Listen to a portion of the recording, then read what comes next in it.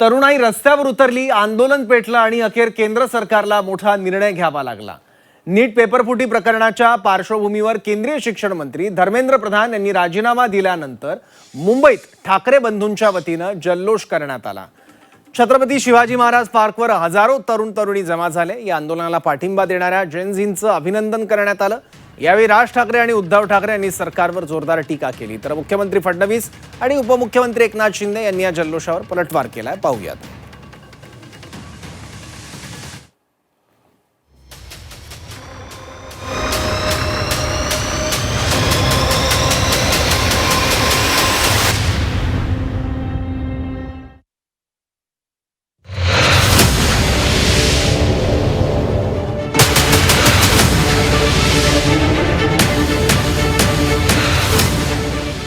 केंद्रीय शिक्षण मंत्री धर्मेंद्र प्रधान यांच्या राजीनाम्यानंतर मुंबईत झालेला हा जल्लोष।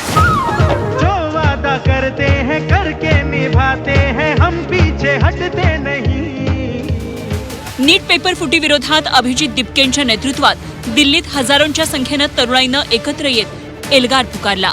तसंच देशभरात जेनझीच्या रस्त्यावर उतरल्यानं अखेर केंद्रीय शिक्षण मंत्री धर्मेंद्र प्रधानांची हकालपट्टी झाली। या आंदोलनाला महाराष्ट्रातून मोठ्या प्रमाणात पाठिंबा मिळाला। ठाकरे बंधूंनीही अभिजित दिपके आणि जेनझीच्या या आंदोलनाला पाठिंबा देत आंदोलनं केली।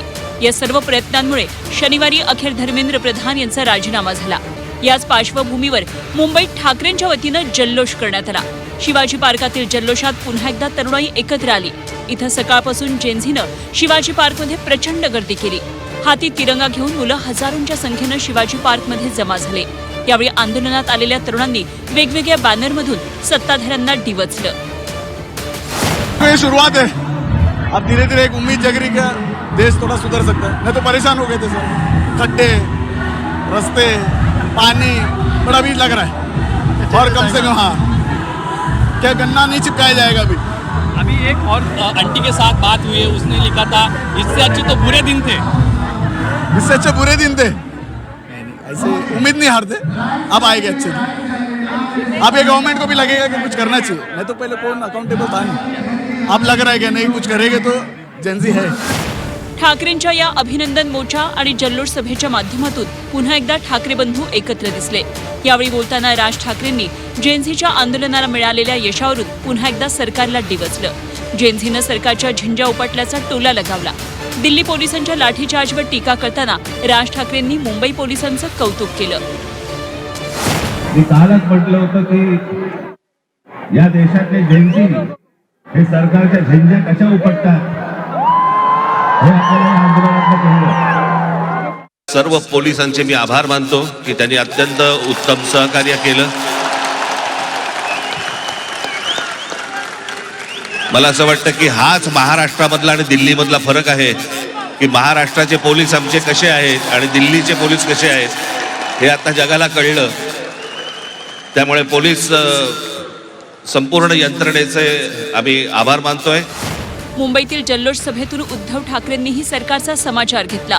तरुणांच्या मनातील रोष देशानं पाहिला। जेनझी समोर सरकारला झुकावं लागल्याचा टोला उद्धव ठाकरेंनी लगावला। ही लढाई अंधभक्त विरुद्ध देशभक्त अशी आहे असं ठाकरे म्हणाले। यावेळी त्यांनी अर्थमंत्री निर्मला सीतारमण, नितीन गडकरी, राजनाथ सिंग यांच्यावर निशाणा साधला। आज केवळ मी आपलं अभिनंदन नाही करत आहे, तर देशातल्या तमाम देशभक्तांना अभिवादन करत आहे। तसं पाहिलं तर आज कोणती निवडणूक कोणी जिंकलेली नाही, पण अंधभक्तांच्या विरुद्ध देशभक्त जिंकलेले आहेत। आणि ही संघर्षाची सुरुवात झालेली आहे। हा संघर्ष भाजप विरुद्ध भारत असा हा संघर्ष आहे। आणि या संघर्षामध्ये आपण सर्वजण जात पात धर्म पक्ष विसरून, होय मी भारतीय आहे, मी देशभक्त आहे, या एकाच भावनेने सहभागी झालात। कारण अर्थमंत्री आपल्या निर्मलाबाई घसरत्या रुपयाबद्दल बोलत नाहीत, महागाईबद्दल बोलत नाहीत, पण पेपर फुटीचे फायदे समजून सांगतायत। राजनाथ संरक्षण मंत्री देशाच्या संरक्षणाची बोंब, पण धर्मेंद्र प्रधानच्या संरक्षणासाठी पुढे आलेले। आपले खड्डा मंत्री नाही, रस्ता मंत्री ते इथेनॉल वरती बोलतायत. हा पुढचा विषय नक्की आहे. इथेनॉल वरती बोलतायत ते. आंदोलनासमोर झुकल्यानं ठाकरे बंधूंनी जल्लोष केला.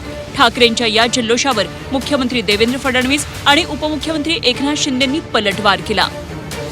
चला, काही हरकत नाही. त्यांना सेलिब्रेशन करता काहीतरी कारण मिळालं याचा मला आनंद आहे आणि आम्ही देखील आनंदी आहोत. शेवटी अशा प्रकारचे जे प्रश्न असतात हे कुठल्या व्यक्तीचे, कुठल्या पक्षाचे प्रश्न नसतात, तर हे तरुणाईला भेडसावणारे प्रश्न आहेत.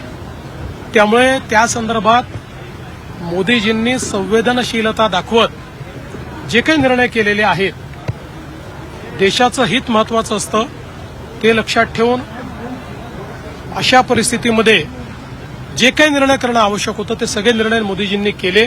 अरे लोकांनी नाकारलं, महाराष्ट्रातल्या लोकांनी ठोकारलं, ते त्यांच्या विद्यार्थ्यांच्या व्यासपीठावर जाऊन पेटवा पेटवीची भाषा करत होते. आता आग लागलेली आहे, विझून देऊ नका. ते काय देशामध्ये अराजकता पसरवण्याची जे काय तुमचा प्रयत्न आहे तो यांचं आपल्या विद्यार्थ्यांचं आंदोलन संपल्यामुळे, मागे घेतल्यामुळे ते निराश झालेले आहेत आणि म्हणून अशा प्रकारच्या दुसऱ्याच्या ते म्हणतो ना आपण बेगाना शादी में अब्दुल्ला दिवाना अशा प्रकारचा हा विषय आहे. नीट पेपरफुटी आणि जेनझी आंदोलकांवरील लाठीचार्ज विरोधात ठाकरे बंधू पुन्हा एकत्र आल्याचं पाहायला मिळालं. ठाकरेंनी ज्या जेनझी आंदोलनाला पाठिंबा दिला होता त्यांनी 12 वर्षात पहिल्यांदाच मोदी सरकारला एका मंत्र्याचा राजीनामा घ्यायला भाग पाडले. या आंदोलनाच्या माध्यमातून ठाकरेंना जेनझीचा पाठिंबा मिळवण्यात यश आलंय. त्यामुळे आता ठाकरे बंधूंचं पुढचं मिशन काय राहतं हे पाहणं महत्त्वाचं ठरणार आहे. ब्युरो रिपोर्ट, झी 24 तास, मुंबई.